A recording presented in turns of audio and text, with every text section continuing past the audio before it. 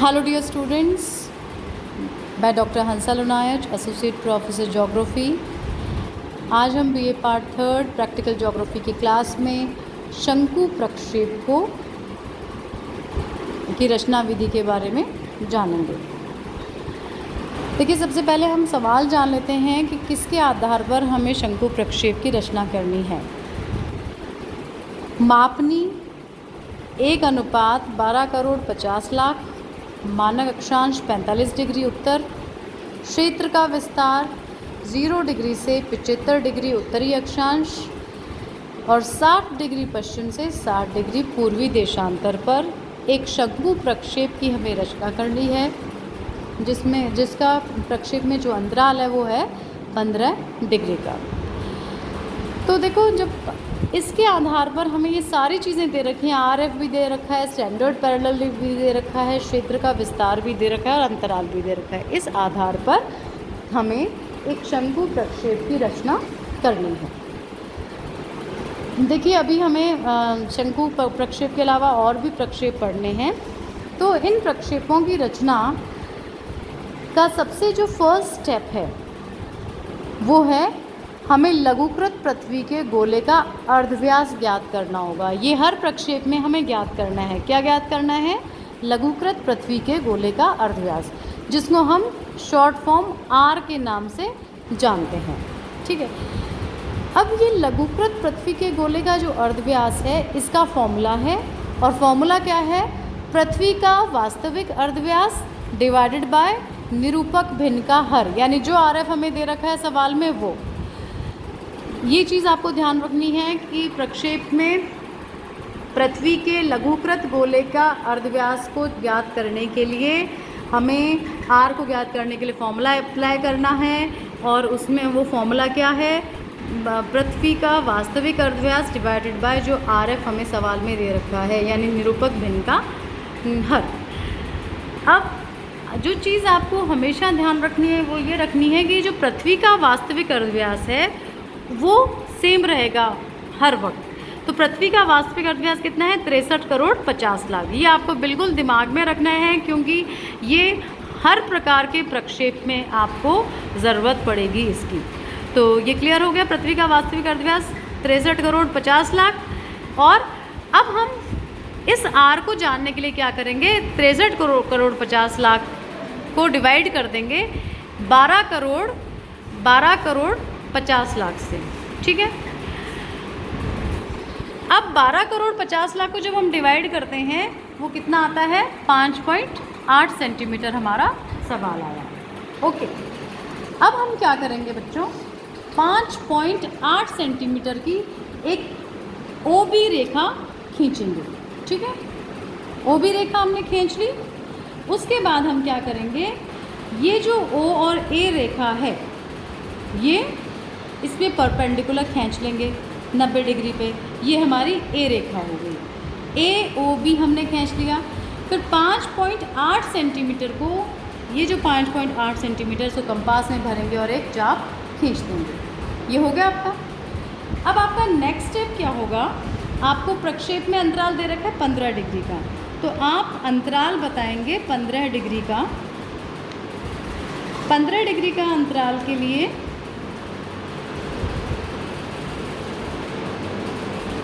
ये देखिए, ये आप पॉइंट रखेंगे, आपका 15 डिग्री 10 और ये आपका 15 डिग्री, यहाँ आपका 15 डिग्री होगा। आप एक 15 डिग्री को मैच करती हुई एक सिंपल रेखा खींच देंगे। ठीक है। ये आपका हो गया 15 डिग्री। यहाँ तक अपन ने काम कंप्लीट किया। इस पॉइंट को, जहाँ इस चाप को 15 डिग्री की रेखा टच करी, इसको डी पॉइंट दे देते हैं। अब हम क्या करेंगे? देखिए, प्रक्षेप में मानक अक्षांश हमें 45 डिग्री बता रखा है। अब हम 45 डिग्री की रेखा खींचेंगे। ये अपन यहाँ से 45 डिग्री की जो रेखा खींचते हैं, आप देखिए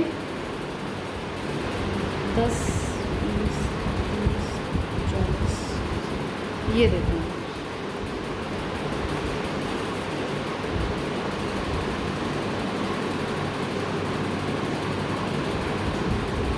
ये अपनी होगी 45 डिग्री की यहाँ पे।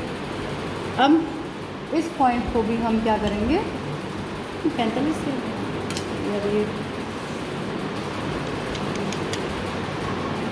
ये आगे ना 45 डिग्री।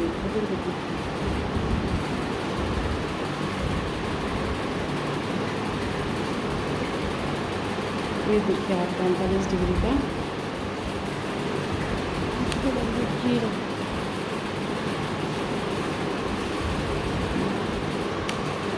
ये आप एक बार वापस से देख लीजिएगा।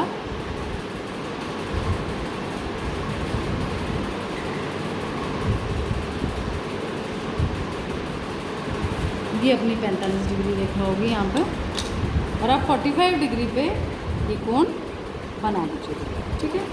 ये आपका हो गया 45 डिग्री। अब आप क्या करेंगे, 15 डिग्री का जो सवाल में अंतराल रखा है इसे हमने सी पॉइंट दे दिया। अब 15 डिग्री के अंतराल को कंपास में भरेंगे आप, और इस ओ पॉइंट पे रख के इन दोनों डिग्रीज की रेखाओं को काटते हुए एक चाप खींच देंगे। ये हो गया अपना चाप। इसके बाद हमारा जो नेक्स्ट स्टेप होगा वो क्या होगा कि ये जो ओ ए रेखा है इसको थोड़ा और एक्सटेंड कर लेंगे, और एक 90 डिग्री का कोण इस सी रेखा पे बनाएंगे, और एक लंब डालेंगे कहाँ पे, इस एक्सटेंडेड रेखा पर। 90 डिग्री का कोण अब अगर हम देखते हैं तो ये देखिए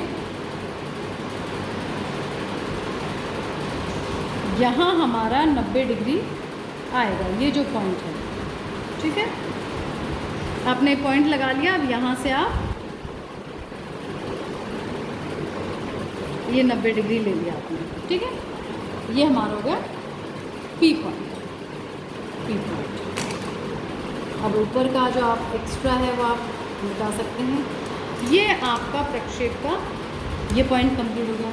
अब आप क्या करेंगे, देशांतर रेखाएं जब खींचेंगे तो देशांतर रेखाओं के लिए आपको क्या करना पड़ेगा, जो हमने 15 डिग्री का चाप इस ए पॉइंट से रखा था, और ये इस चाप ने इसे 45 डिग्री यहाँ काटा था, वहाँ से एक लंब खींच देंगे जो हमारी देशांतर रेखाओं को इंगित करेगा। ये लंब हो गया आपका एफ और ई। तो आपका कच्चा चित्र तैयार हो गया। अब आप क्या करेंगे, हम इसको ड्रॉ करना स्टार्ट करते हैं प्रक्षेप को।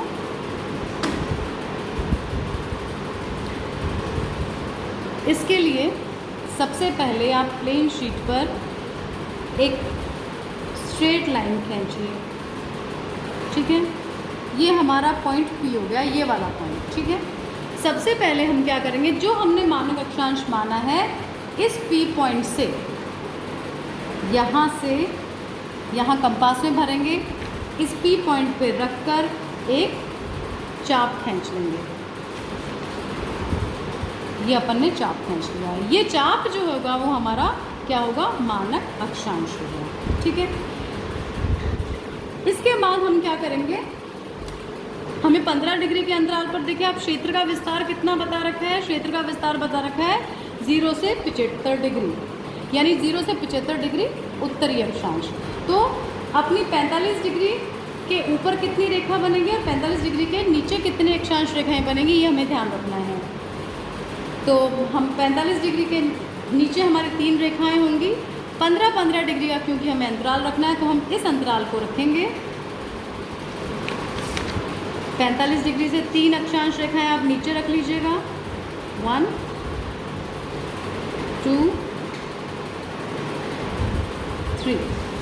और 45 डिग्री से 2 अक्षांश रेखाएं ऊपर बनेंगी, एक तो 60 डिग्री की और एक 75 डिग्री की, ठीक है। अब हम क्या करेंगे, हमने ये डिमार्केट कर दिया 15-15 डिग्री पे अंतराल का। अब कंपास को पी पॉइंट से खोलेंगे, इन रेखाओं से इस चाप को इतना खोला कंपास को और एक चाप बना दिया। उसके बाद यहाँ से हमने इसको खोला इसी पॉइंट से इस रेखा जितना और इसको चाप बना दिया। उसके बाद यहाँ से आप ये जो चाप दूसरा 15 डिग्री का अंतराल है इस यहाँ तक खोलो और एक चाप बना दो। फिर नेक्स्ट ये खोलो,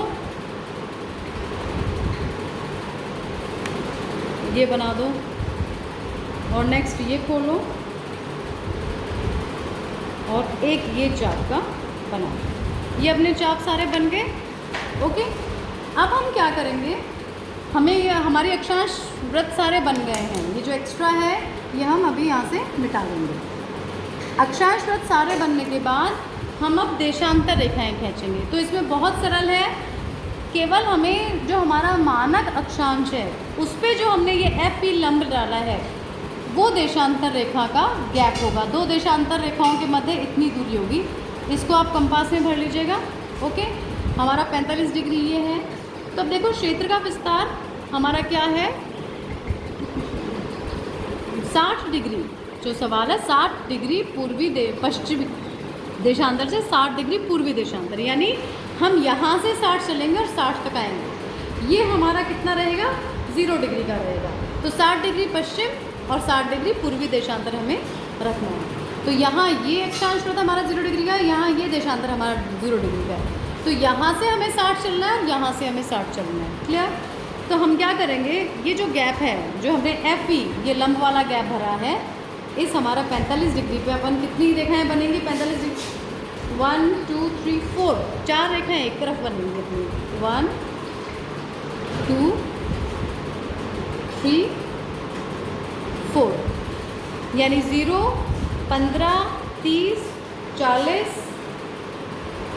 15 30 40 45 और 60। ठीक है,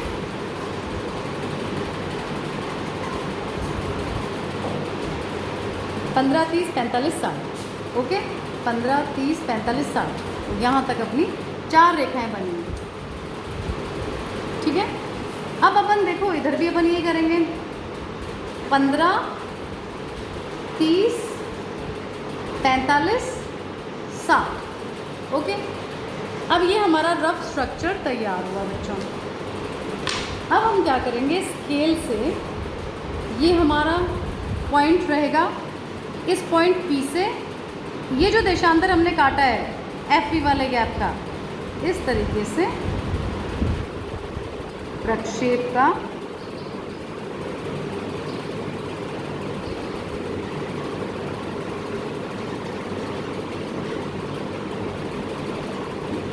ये निर्माण करेंगे। ऐसे ही इस तरीके से हम बना लेंगे।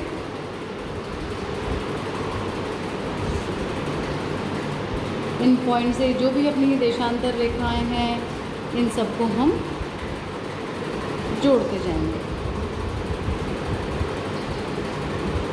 इस ई पॉइंट से। बस अपन को लाइन की सिधाई का हमें हमेशा ध्यान रखना है। यह आपका शंकु प्रक्षेप, एक मानक अक्षांश वाला साधारण शंकु प्रक्षेप तैयार हुआ। अब हम क्या करेंगे, जो हमारा प्रोजेक्शन है ये अपना 0 degree 15 degree 30 degree 45 degree 60 degree और 75 डिग्री पूर्वी देशांतर, ये लिख देंगे अपन। यहाँ से हम क्या करेंगे, 15 डिग्री 30 डिग्री 45 डिग्री और 60 डिग्री पश्चिमी देशांतर आ गया। फिर आ गया अपना 15 डिग्री 30 डिग्री 45 डिग्री 60 डिग्री पूर्वी देशांतर। ये हमारा विस्तार हो गया। और ये देशांतर ये विस्तार हुआ। 0 15 30 45 60 75 हमारा क्या हो गया, उत्तरी अक्षांशीय विस्तार हो गया। अब हम क्या करेंगे, जो स्टैंडर्ड पैरेलल है उसको हम यहाँ पे लिख देंगे STAN DARD PARALLEL। ये हमारा शंकु प्रक्षेप तैयार हो गया। नीचे आप अपना आरएफ लिख देंगे, 1:12 करोड़ 50 लाख पे आपका ये शंकु प्रक्षेप। हेडिंग यहाँ डाल देंगे, एक मानक अक्षांश वाला साधारण शंकु प्रक्षेप।